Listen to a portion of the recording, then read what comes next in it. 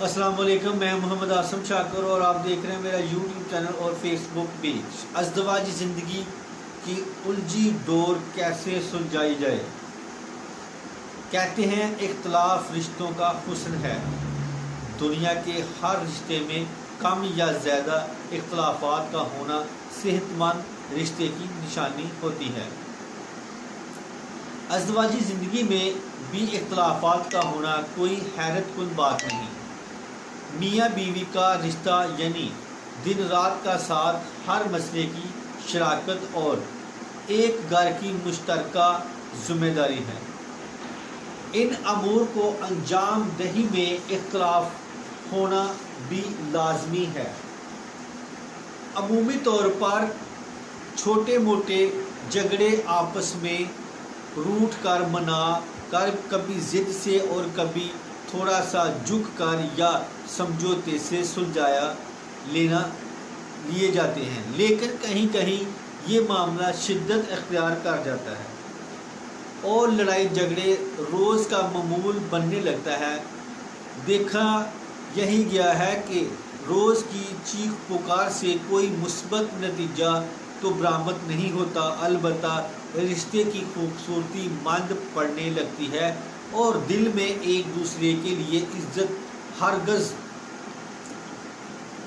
गुज़रते रोज़ के साथ कम होती चली जाती है। आखिर इन सब से कैसे बचा जाए, यही इस मज़मून का मौजू है।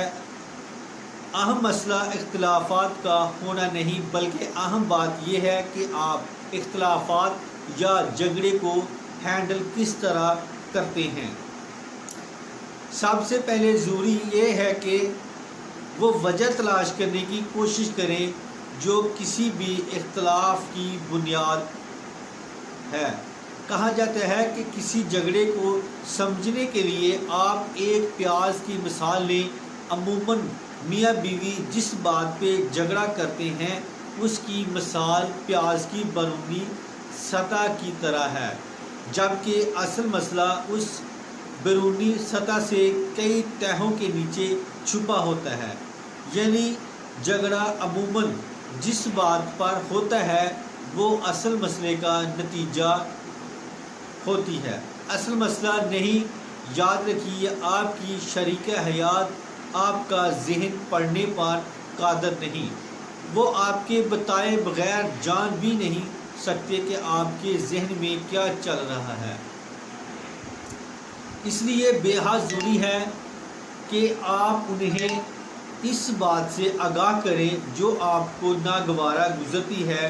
आपको कहना पड़ता है कि क्या गलत है और कौन सी बात आपको परेशान कर रही है।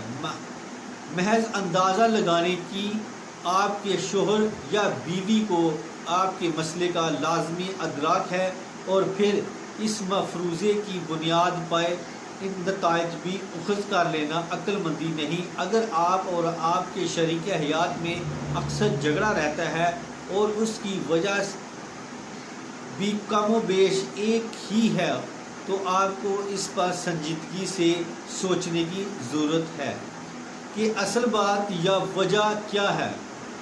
कहीं ऐसा तो नहीं कि आप किसी और बात पे परेशान हों और लाशऊरी तौर पर दूसरी बात या वजह को बुनियाद बनाकर अपने पार्टनर से झगड़ा करते हों, यानी फ्रस्ट्रेशन की वजह कुछ और ही हो।